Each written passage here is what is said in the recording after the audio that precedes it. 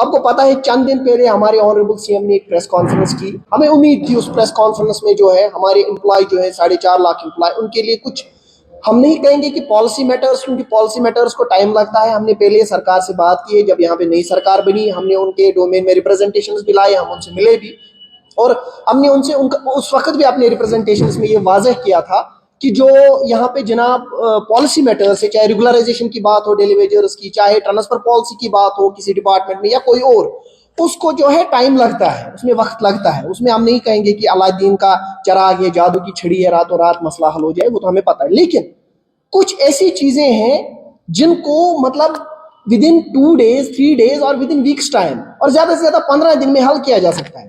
आपको ये जानकर हैरानी होगी, जम्मू कश्मीर भी यूटी है और लद्दाख भी यूटी है। हमारे पास तो डबल स्टैंडर्ड है, हमारे पास तो इलेक्टेड गवर्नमेंट भी है और हमारे पास ऑनरेबल एलजी भी है। लद्दाख यूटी के पास तो खाली ऑनरेबल एलजी की सरकार चलती है।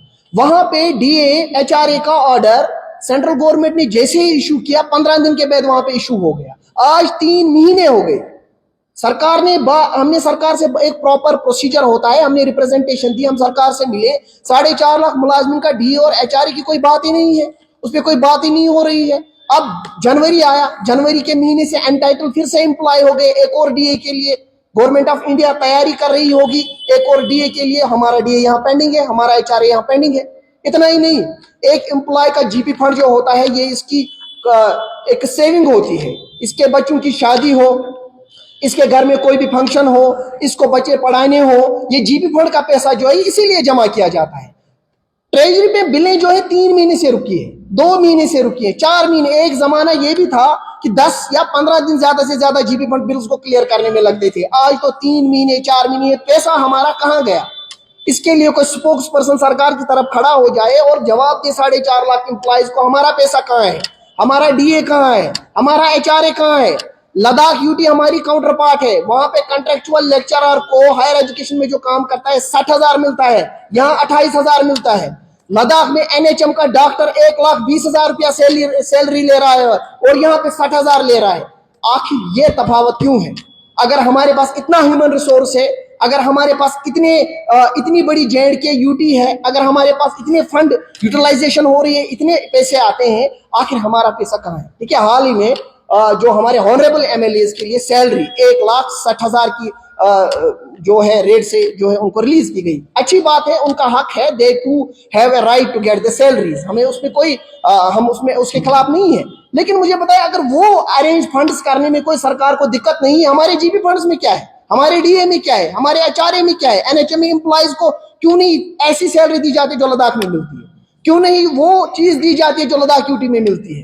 देखिए, यहाँ पे डिफरेंसेस बहुत है, आप लोगों को ये डिफरेंसेस कम करनी पड़ेगी। हमारे दूसरे डिपार्टमेंट से हॉर्टिकल्चर है, पेन की फाइल है, पेंडिंग है, कुछ हो ही नहीं रहा है, पता नहीं फाइल कहाँ। फाइल जो है ऐसा लगता है कि फाइलों का कब्रिस्तान बन गया है, यहाँ से फाइल जाती है, पता नहीं वो कहाँ जाती है, फिर गायब भी हो जाती है, ना उस पर कोई action. Either you have to tell the employees yes और नो, हम उसी हिसाब से चलेंगे ना। देखिए, बर्फ पड़ रही है, एसएमसी का एम्प्लॉय खड़ा होना चाहिए। 2 महीने की सैलरी पेंडिंग थी, कल जाके जो है एसएमसी के कमिश्नर ने उसमें इंटरवेन किया और सैलरी अब उन्होंने एश्योरेंस दी है रिलीज होगी। लेकिन बर्फ पड़ेगी, खड़ा रहो, पीएचई का एम्प्लॉय खड़ा रहो, पीडीडी का खड़ा रहो, हमारी सिक्योरिटी फोर्सेज के एम्प्लॉय वो भी खड़े, उनके जीपी फंड पेंडिंग है। आखिर आप कब तक ये सिस्टम कब तक चलेगा?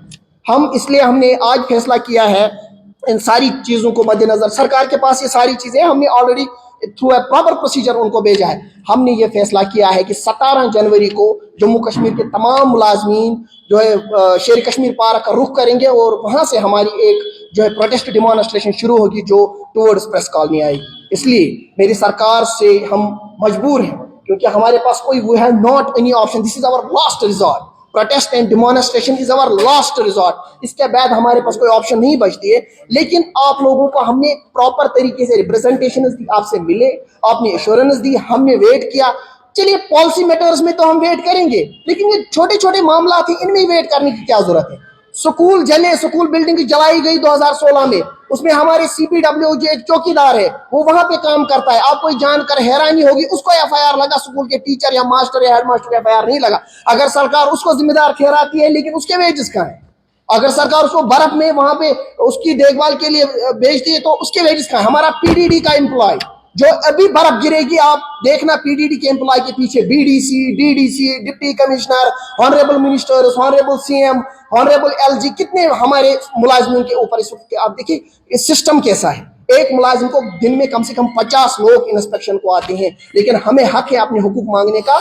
हमारे हुकूक दीजिए, आप हमसे जवाब लीजिए फिर हमारे काम का, लेकिन हमारे हुकूक बहाल कीजिए। अगर आप नाकाम हुए हमारे हुकूक बहाल करने में, तो हम आपके साथ कोऑपरेट करने में फिर न करने पर मजबूर हैं और हम डिमॉन्स्ट्रेशन के लिए तैयार हैं।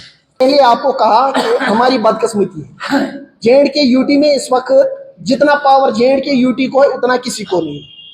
ये सुन के आप लोगों की हैरानी होगी, J&K यूटी में ऑनरेबल एलजीपी है और ऑनरेबल सीएम है, यानी we have elected government as well we have an administrative setup. As compare to Ladakh there is only LG, honourable LG वहां पे चलाते हैं। लेकिन यहाँ पे इतने छोटे छोटे मामला को जैसे ब्लॉकेट लग गया है, हमें समझ नहीं आ रहा। रही डेलीवेज और कैजुअल लेबर की बात, वो तो अब टॉक ऑफ द टाउन बन गया है। हमने सरकार से पहले भी कहा था जब यहाँ पे नई हुकूमत बनी कि ये पॉलिसी मैटर है, इस पे आप कुछ ऐसा सिस्टम बनाइए, अगर फिर 6 महीने 8 महीने 1 साल लगे, लेकिन एक सिस्टम के थ्रू जाना चाहिए। मुझे नहीं लगता है उस पर भी कोई काम हुआ होगा। देखिए हमारे पास कोई ऑप्शन नहीं रहती। We have came here, we have announced our program and we will go through a calendar. हम 17 जनवरी को पहला प्रोटेस्ट करेंगे, उसके बाद हमारा कैलेंडर आएगा जिसमें हम प्रोटेस्ट डिमॉन्स्ट्रेशन जारी रखेंगे।